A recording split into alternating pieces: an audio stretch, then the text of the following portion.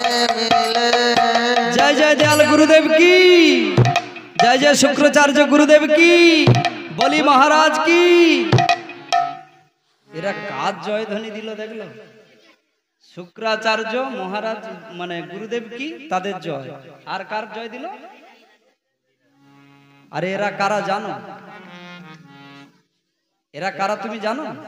এরা দৈত্যের লোক। তুমি তো ইন্দ্রদেবের জয় লাগাবে, ভগবানের জয় লাগাবে। বলি ইন্দ্রদেব কি, অমরনগরের ইন্দ্রদেব কি, জয় জয় বৃহস্পতি গুরুদেব কি।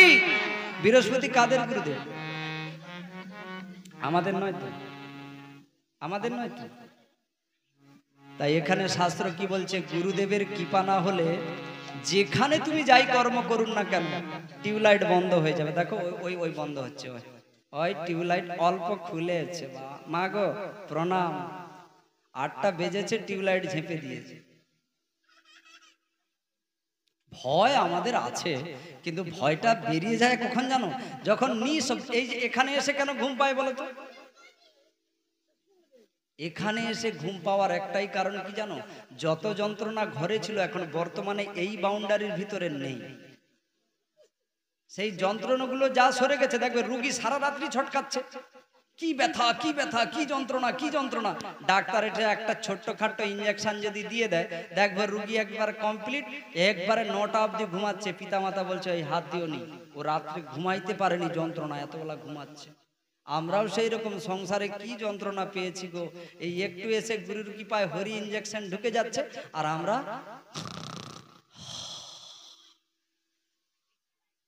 আরো একটা কথা আছে, তবে জানিও অপরাধ আছে গো প্রচুর। হরিনাম কৃষ্ণ নামে না হয় আমাদের বীজ মন্ত্র অঙ্কুর। বাসর ঘরে কেউ ঘুমায়? বাসর ঘরে নবদম্পতি কেউ ঘুমায়? কেন বলো তো? কি এমন থাকে বাসর ঘরে ঘুমাতে পারে না? ফুলের গন্ধ। এই তপনদা আমার কাছ থেকে 50,000 টাকা নিয়ে গেছে, এখন 1 মাস পরে দিতে এসেছে। আমি ঘুমিয়ে আছি, তপনদা কি করছে, মাথার সাইডে রেখে দিয়ে বলছে এই টাকাটা গনে নিবে, 50,000 আছে। আমি কি ঘুমিয়ে যাব? ওই দাঁড়াও, 50 আছে কি 10 কম আছে কি করে জানবো? কই তোমার ঘুম পেন ছিল না? না না, ঘুম পাক যা করে টাকাটা গুনে ঘুমাও। তাহলে যখন তোমার প্রয়োজন পড়ে তখন তোমার ঘুম ধরে না। হরি বাসরে এলে, কীর্তন বাসরে এলে, ভাগবত বাসরে এলে তোমাদের ঘুম পেয়ে যায়। কেন? তবে জানি অপরাধ আছে গো প্রচুর। কৃষ্ণ নামের বীজ মন্ত্র না হয় অঙ্কুর, সে যে ফুটে উঠে না। সে ফুটে উঠলে তো আপনাদের হৃদয়, যদি এক্ষুনি নাতিটার খুব শরীর খারাপ হয়, আপনি বলবেন ঘুম পেয়েছে, হসপিটালে তোলা যাবনি, শুয়ে পড় করছি, সকালে যাবো। আরে অ্যাম্বুলেন্স কোথায়, আরে ডাক্তার কোথায়, কোথা গেল যে সারাদিন লাঠিটা মোর কত কষ্ট আগে। তখন আপনার পাওয়ার চার্জ একদম ফুল হয়ে যাবে। আর যদি বলে মাতাজি ওই সে মাধব সামন্তের বাড়িতে আজকে প্রতি বছরের না এবছরও ভাগবত হচ্ছে, একটু যাব না বাবা, যেতে পারবো নি, কি খাটনি কেটেছি, কি ঘুম পেয়েছি। বীজ মন্ত্র আমাদের মধ্যে নেই। সাধু কোথায়, গুরু কোথায়, কৃষ্ণ কোথায়, আমাদের ভক্তি নেই। আমাদের ভক্তি কোথায় জানো? যেখান থেকে লাভ তুলে নেওয়া যায়, যেখানে কিছু পাওয়া যায়। কিন্তু গুরুচরণ আশ্রয় করে যদি কৃষ্ণ না ভজন করো, আজ পেয়ে গেল, আর পেয়ে গিয়ে দেবতারা সব হারালো। দেবতার মাতার নাম কি? তুমি।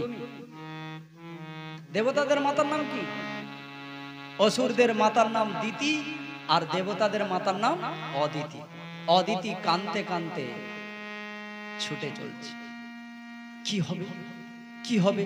হে কশ্যপ স্বামী, দেখো ছেলে মেয়েরা অমৃত পেল, কিন্তু ওই অসুরের জ্বালায় আর ঘর বাড়িতে থাকতে পারছেন না, সব বেরিয়ে চলে যাচ্ছে, কি করব? তখন তারা বলল, কশ্যপ তখন বলল, একমাত্র তুমি বিষ্ণু নারায়ণের আরাধনা করো, তিনি ছাড়া কেউ পারবে না। তাই ওই অদিতি মা প্রয়ব্রত করেছিল, 1 মাস ব্যাপী শুধু দুধ খেয়েছিল, আর 12 দিন তো কঠোর নিয়ম প্রয়ব্রত। এই প্রয়ব্রতটি পালন করলে আমাদের সংসারে ছেলে মেয়েদের উন্নতি ভালো হবে, কিন্তু খুব কঠিন নিয়ম, খুব কঠিন নিয়ম। একে পালন করা খুব কঠিন। তাই সে 12 দিন পালনের পরে বিষ্ণু নারায়ণ এসে বলল, মা চিন্তা করার কোনো কারণ নেই, আমি তোমার গর্ভে জন্ম নেব, আমি গিয়ে তোমাদের ছেলে যে সম্পত্তি সব হারিয়েছে ওই সম্পত্তি আমি তোমাদের পুনরায় ফেরত দেব। এই বলে মাগো আমার ভগবান বিষ্ণু নারায়ণ ওই অদিতির গর্ভে বামন অবতার রূপে জন্ম হয়েছিলেন। জয় জয় বামন দেব কি, অদিতি মাইয়া কি, দিতি মাইয়া কি, কশ্যপ মহারাজ কি, শ্রী গুরু নিতাই গৌর প্রেমানন্দে। আস্তে স্লো বাজাও। অদিতি জিজ্ঞাসে পুনে পুতির সনে, কি রূপে করিব বত তার নিয়মে, প্রয়ব্রত নাম তার শবনেতে শুনি, কি রূপে ব্রত হয় বল হে আপনি। প্রয়ব্রত মানতে, প্রয় কথার অর্থ হলো দুধ, ব্রত মানে দুধ খেয়ে ব্রতক্রম। এক লাগাতার দুধ খেয়ে 12 দিন থাকতে হবে, এক বস্ত্রে মাটিতে শয়ন করতে হবে। এই পিতামাতা মেরে মরে যায় না, তার যেরকম নিয়ম কঠোর গুলো হয় সেরকম এই প্রয়ব্রত ব্রতটি পালন করে ওই জন্ম হয়েছিল কপিল ভগবানের। বামন রূপেতে যাবে বলির নিকট, যাবে আমার বামন অবতার শত, ওহে যজ্ঞেশ্বর যজ্ঞ ফলদাতা হরি, তোমার চরণে আমি নমস্কার করি, অনন্ত তোমার নাম কে বর্ণিতে পারে, বামন অবতার তুমি হইলে সংসার রে।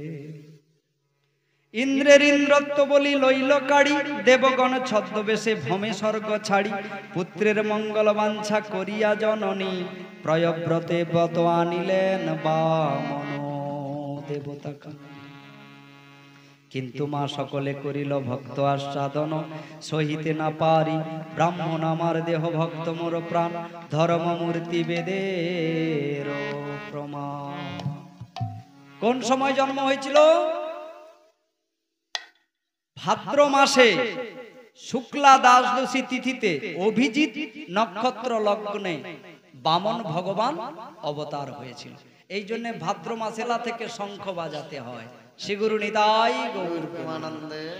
ভাদ্র মাসের ত্রয়োদশীর ভোরবেলা থেকে যে মা শঙ্খ বাজাবে তার বাড়িতে কোনো শত্রু ছিনিয়ে যাওয়া, হারিয়ে যাওয়া সম্পত্তি, ধন সম্পদ আবার পুনরায় ফেরত আসবে।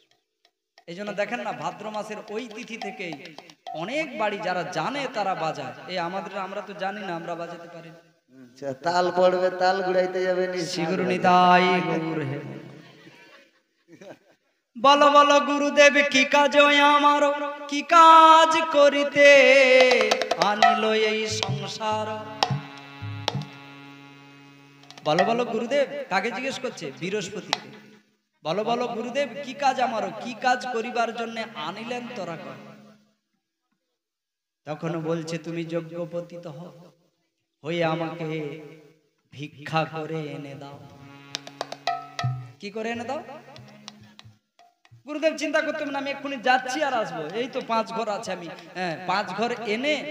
উনি যখন পয়তা নিয়েছিল বামনদেব, দেখতে এত সুন্দর চমৎকার একটা ছাতা নিয়েছে, একবারে মাটিয়ে 5টা ঘর তিনি ভিক্ষা করে এনে গুরুদেবের চরণে দিয়ে বলছে এই নাও ভিক্ষা। গুরুদেব বলল না না না না না, আমার মনমতো ভিক্ষা চাই। আপনাকে এই ক্ষুদ্র কাজের জন্য আমরা ডাকি নাই, আপনাকে ডেকেছি বড় বড় কাজের জন্য।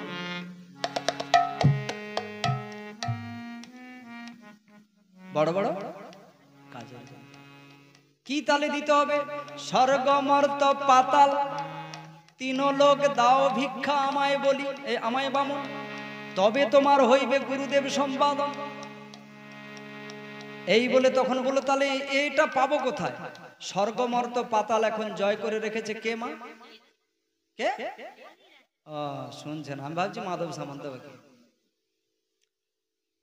মাগো স্বর্গ মর্ত পাতাল কে জয় করে রেখেছে এখন বর্তমানে?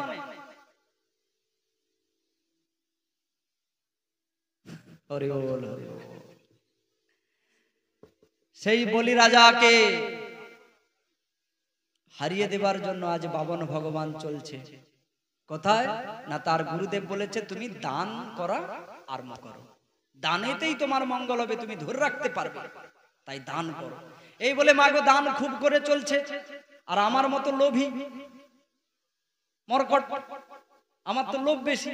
আমি কি করেছি, বলিরাজার কত নম্বরের যে গেট তা তো জানি না, যেখানে দান হবে, এই দেখবেন আজকাল 5 টাকার যদি চাল সরকার থেকে এসে যায়, 7 বিঘা জমিনের মালিক বুড়ার পর রাত্রি 4টার পর আর ঘুমাইতে পারে না, শুধু খুঁজে বেড়াচ্ছে পুরো পরিবারকে, আরে ব্যাগটা দে না, কার্ডটা দে না, হায় হায় শেষ পেয়ে গেল মনে হয়।